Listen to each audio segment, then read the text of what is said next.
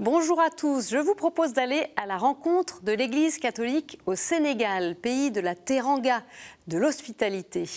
Situé en Afrique de l'Ouest, le Sénégal est entouré de 3 pays à majorité musulmane. L'islam est aussi majoritaire au Sénégal, sur 18 millions d'habitants, 94% sont musulmans. De leur côté, les chrétiens, même s'ils ont une place reconnue dans la société, sont une toute petite minorité, autour de 4%. La plupart sont catholiques. Et on trouve à la fois chez les chrétiens ou les musulmans des fidèles qui continuent à pratiquer les rites des religions traditionnelles. J'ai la joie de retrouver notre invité.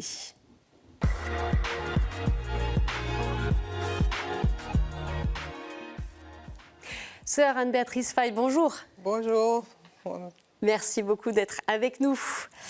Alors pour faire un peu connaissance avec vous, vous êtes sénégalaise, vous êtes docteur en philosophie, religieuse de la congrégation de Notre-Dame de l'Immaculée Conception, connue sous le nom des Sœurs Bleues de Castres. Et vous avez participé au synode sur la synodalité à Rome en tant qu'experte. Et pour permettre aux chrétiens du Sénégal et d'ailleurs d'avancer sur la démarche synodale, eh bien vous avez créé une école de la synodalité. Alors on va parler avec vous tout à l'heure de la place de l'Église dans la société. On a d'abord envie de découvrir aussi ce que vivent les catholiques au Sénégal. Et j'ai cette première question, quand on veut découvrir l'expression de la foi au Sénégal, est-ce qu'il suffit de pousser la porte d'une église ? Oui et non, parce que déjà, les gens qui sont nés dans une famille catholique, chrétienne, dès le bas âge, elles vivent déjà cela. Donc, disons, la foi se vit d'abord dans la famille. Voilà. Et la famille accompagne et encadre, nourrit déjà la foi de l'enfance jusqu'à l'âge adulte. Et qu'est-ce qui se passe alors justement dans les familles ? Dans les familles, il y a la prière d'abord au sein des familles. Et c'est un élément important. De plus en plus, les familles ont l'habitude de prier en famille, d'encourager les jeunes à les envoyer à la catéchèse, en les suivant au niveau des sacrements. Et pour moi, tout se joue d'abord en famille.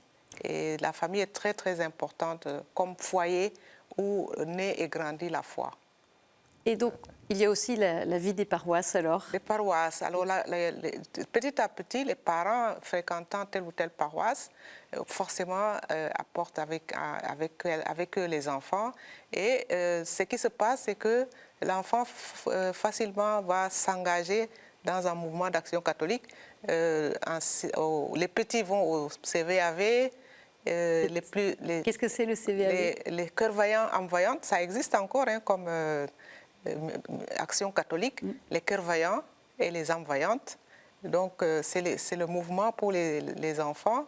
Et puis, dans les collèges et lycées, même dans les paroisses, on trouve la GEC, Jeunesse étudiante catholique.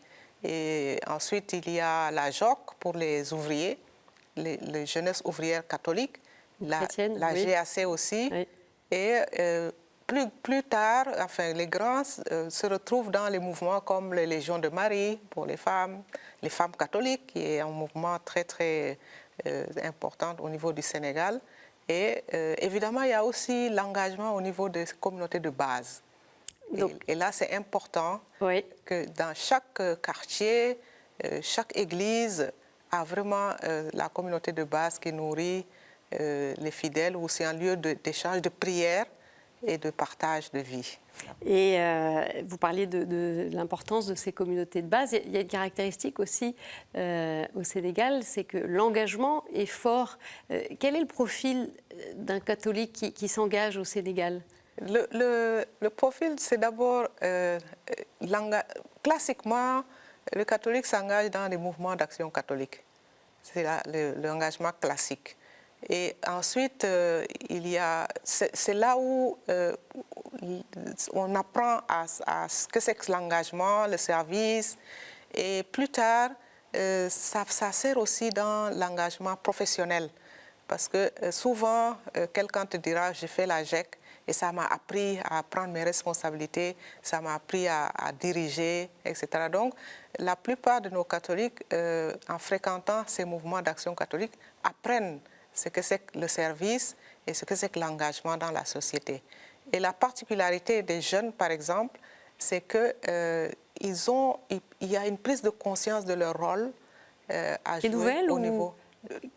Oui, il y a comme une prise de conscience réelle de leur engagement, de vivre réellement leur foi. C'est ce que vous observez?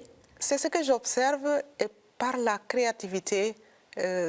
Par exemple, beaucoup de jeunes n'attendent plus les paroisses, n'attendent plus le curé, n'attendent plus les prêtres pour initier certaines choses. Et je crois que pour moi, le type de ces engagements, c'est Catholicum. Voilà. Catholicum qui, à mon avis, a dit, et allé voir l'évêque, a dit, nous voulons servir l'Église à travers les médias. Alors précisons, ma sœur, c'est une société de production en fait, hein, qui évangélise par les médias. Oui, bon, ils sont en marche, je crois. Et je les taquine beaucoup en disant, on vous attend pour créer votre télévision, etc. Parce qu'ils font des choses extraordinaires. Et quand vous les entendez, j'ai eu à travailler avec eux dans le cadre de l'école de synodalité, et quand vous les entendez, ils sont au service de l'Église. Et ils bousculent quelque part l'Église. Ils n'ont pas peur d'aller voir tel curé, écoutez, on veut une émission avec vous.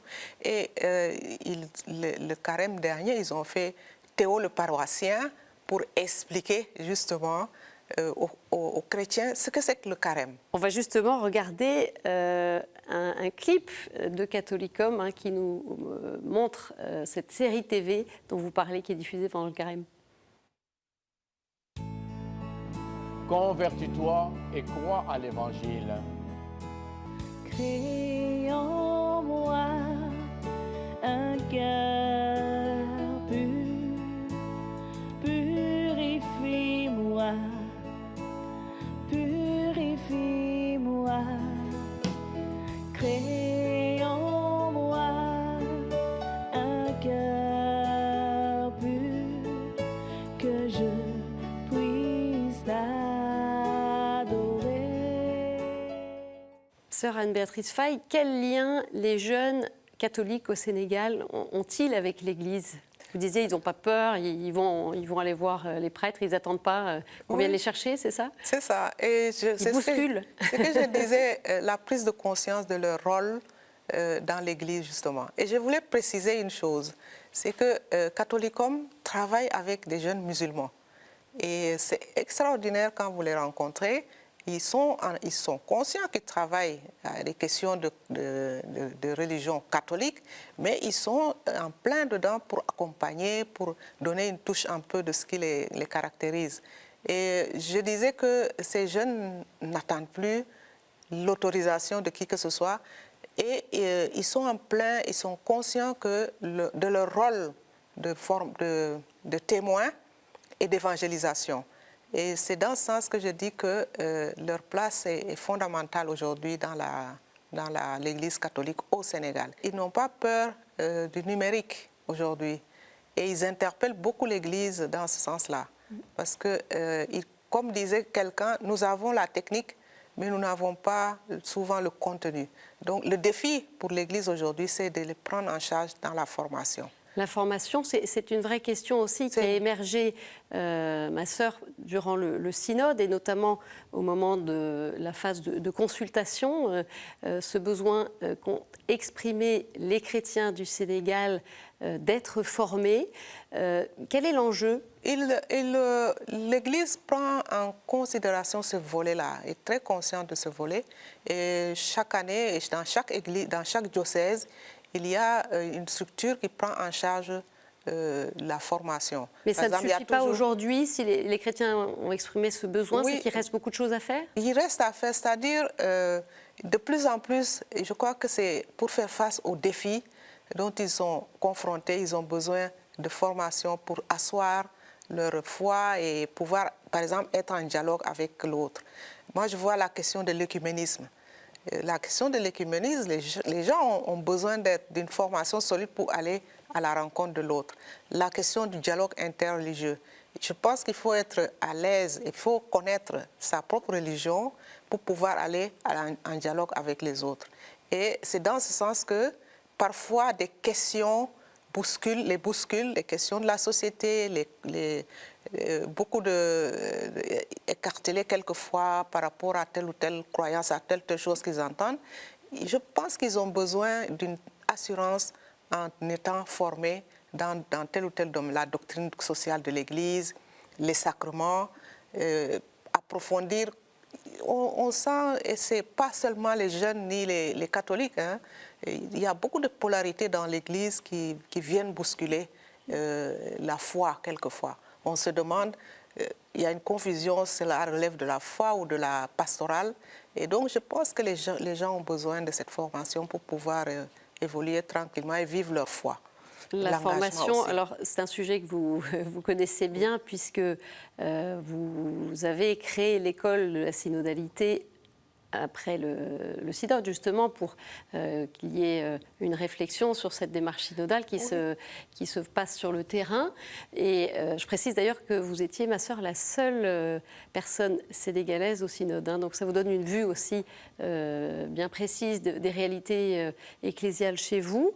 Et il y a une autre question qui s'est posée aussi à travers le synode et qui vient rejoindre les réalités au Sénégal, c'est la place des femmes.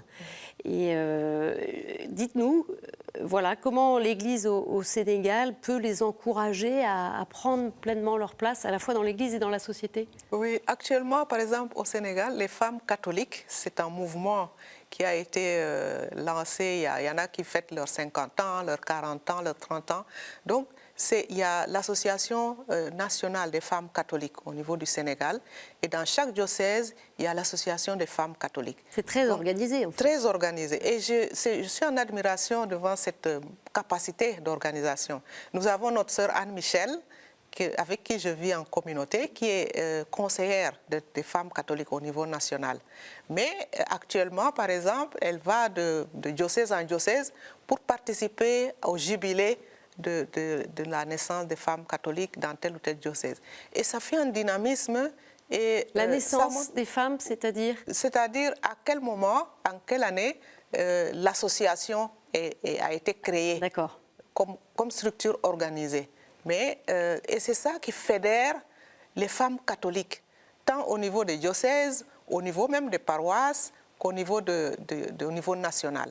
Donc les évêques prennent vraiment au sérieux ces organisations de femmes qui accompagnent la vie et la mission de l'Église. Et tout récemment, j'ai découvert que quelquefois, il y a des femmes qui sortent du cadre paroisse. C'est-à-dire, il y a une association qui se nomme Femmes de Valeur. Et Femmes de Valeur, elles ne sont pas en dehors des femmes catholiques, l'association des femmes catholiques. Mais c'est un groupe qui veut faire plus. C'est-à-dire, c'est des cadres, souvent c'est des femmes cadres au Sénégal ou dans la diaspora, qui se réunissent, qui disent, écoutez, dans tel endroit, l'Église a besoin de ça. Financièrement, aidons-les. Aidons cette Église à réaliser telle ou telle chose. Ce sont quoi les enjeux aujourd'hui pour les femmes au Sénégal? Les enjeux, pour moi, c'est d'abord la formation et l'accompagnement de tout ce qu'elles font au niveau de l'Église. Ma formation par rapport à ma foi m'aide à éclairer mon travail, là où je suis, j'évolue.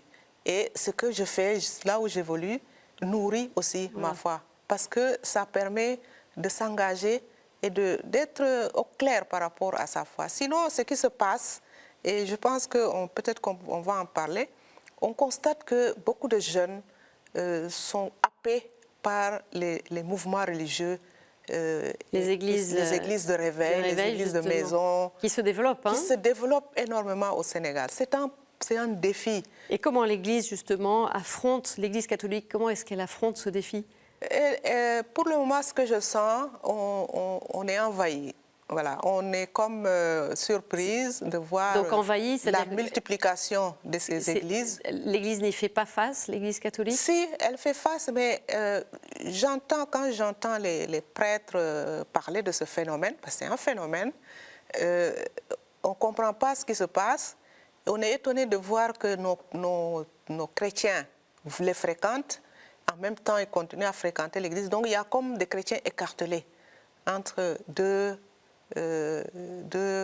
églises. D'où cet enjeu de formation aussi. Oui, il faut les éclairer, parce que dans ces églises de réveil, comme on dit, ou des églises évangéliques ou pentecôtistes, la doctrine qui est enseignée est parfois, on ne sait pas dans quel sens.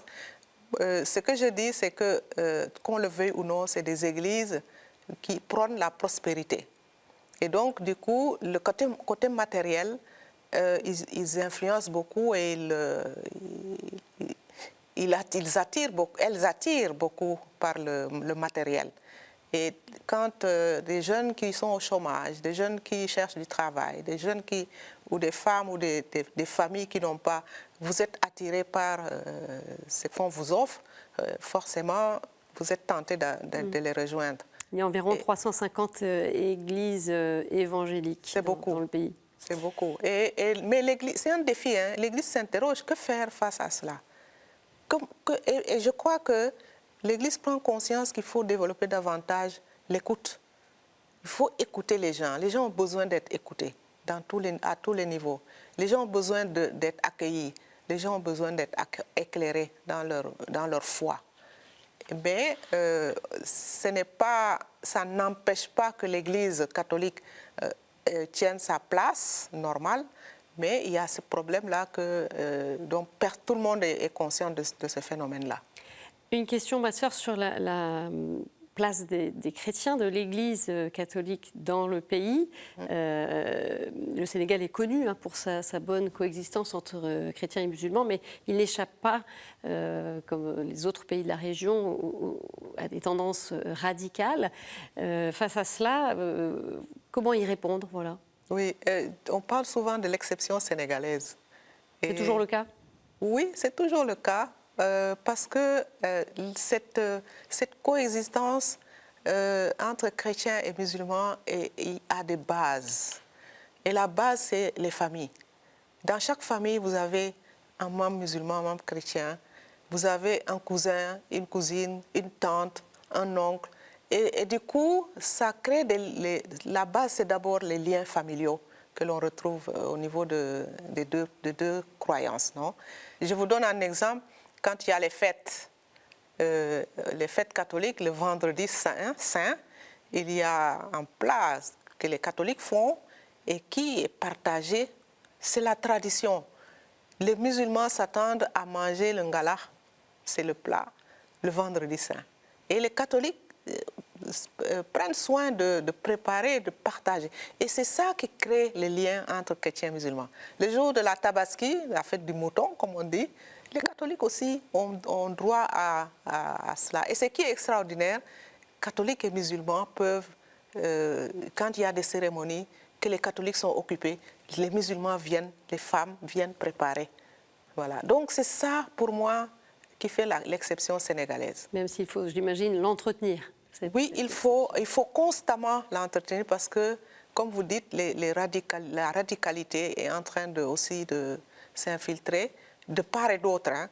Et je crois que c'est bon de veiller à cela et d'être alerté à tout moment et de rappeler ce qui fait notre particularité. Pour terminer, ma sœur, quelques questions à la tonalité plus spirituelle. Quelle est la personnalité chrétienne sénégalaise qui vous inspire? Alors, depuis un certain temps, je pense au cardinal Hyacinthe Thiandoum. Je découvre... Premier cardinal. Oui, et ce qui m'a confirmé, c'est que quand vous regardez le document final du synode, jeter les filets, et ce fut la devise du cardinal Thiandoum. Donc, je me fais le devoir de rapprocher ces deux éléments entre sa devise, comment sa devise a nourri son épiscopat, parce que c'est quand même avec lui que tout a été repensé, parce qu'il a participé au Concile Vatican II. Et je dis toujours que c'est le Concile Vatican II qu'il a essayé de vivre et mettre en place un peu toutes ces structures et cette dynamique au niveau de l'Église. Donc, mon projet, c'est de faire un peu ce lien Et je suis vraiment en admiration pour sa vie. En quelques mots, une prière chère au cœur des Sénégalais que vous souhaitez nous partager. La prière à Marie, je vous salue Marie. Les Sénégalais aiment beaucoup la Vierge de Popenguine. C'est le lieu de pèlerinage. Et le diocèse de Dakar a fait 2 ans suivis son projet de l'année pastorale en ayant comme figure Marie. Et donc, je peux réciter le Je vous salue Marie en sérère, dans ma langue. On vous écoute. Voilà. Dali Maria, ya fo gracia, ya loe fo, o barkendere wa fop, to yeso bino fu do fa barkel. Maria fatidu fane ya rob, hedana in bakat po mamos. Amen. Merci beaucoup, sœur Anne-Béatrice Faye. Et on poursuit avec quelques autres informations.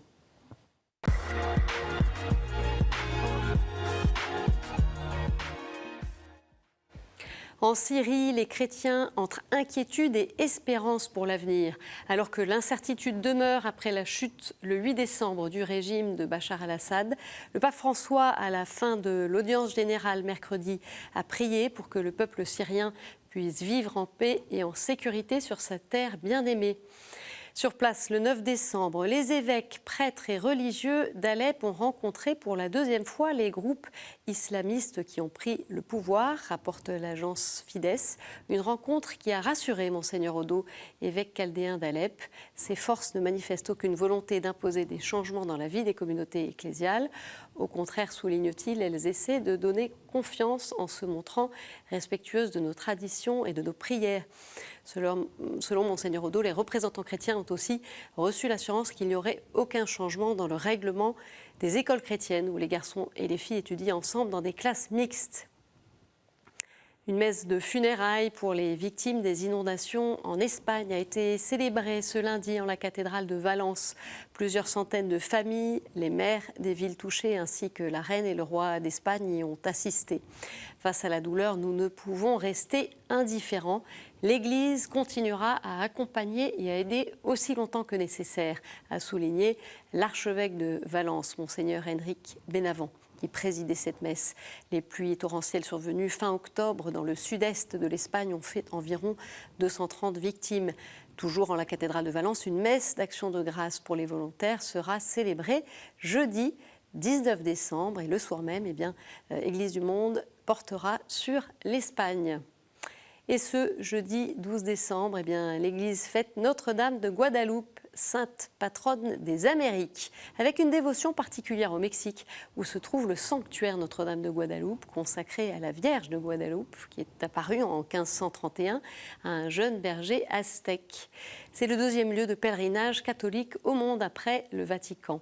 Chaque année, des milliers de pèlerins sud-américains y prient pour l'évangélisation des familles, des peuples et pour le réconfort des indigènes et des pauvres. Avant de nous quitter, on retrouve la chronique du Monde.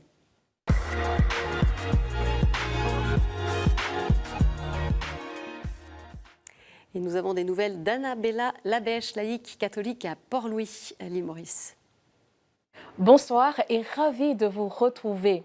L'Église à Maurice a commencé la nouvelle année liturgique par un heureux événement. En effet, David Chung et Yannick Casquette, âgés d'une 40aine d'années, ont été ordonnés prêtres pour le diocèse de Port-Louis le dimanche 8 décembre par Monseigneur Jean-Michel Duron. Les 2 nouveaux prêtres avaient une belle carrière professionnelle, mais l'Évangile et l'amour du Christ ont enflammé leur cœur et ils ont fait le choix d'être des ouvriers avec Dieu. Face au manque de vocation et au vieillissement du clergé, l'arrivée de David Chung et de Yannick Casquette dans la vie sacerdotale apporte une note de fraîcheur et d'espérance. Et la joie du clergé mauricien est encore plus grande quand cela fait 6 ans que le diocèse de Port-Louis n'avait pas accueilli de nouveaux prêtres diocésains. Actuellement, environ 80 prêtres mauriciens et étrangers exercent dans notre diocèse et la grande majorité d'entre eux appartiennent à des congrégations religieuses. Quelques mots sur la cérémonie d'ordination. L'événement avait pour thème « Embraser pour proclamer » et s'est déroulé en présence d'une belle foule dans les jardins du Tabor, lieu emblématique pour les grands événements du diocèse de Port-Louis. Et je peux vous dire que ce fut un magnifique temps de louange et d'allégresse dans la fraternité. Une célébration soutenue par des chants en plusieurs langues et dans plusieurs rythmes, reflétant cette église de Maurice plurielle et multiculturelle.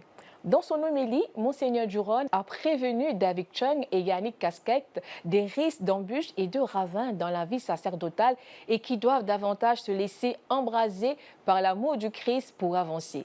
Et il leur a laissé aussi ce précieux conseil. Aimez ce peuple mauricien vers lequel vous êtes envoyés et laissez-vous aimer par ce peuple, ce qui signifie proximité, écoute, service, compassion, prendre soin du peuple de Dieu. Je vous souhaite de continuer le parcours de l'Avent avec espérance et une joie profonde. Joyeuse fête de Noël à tous.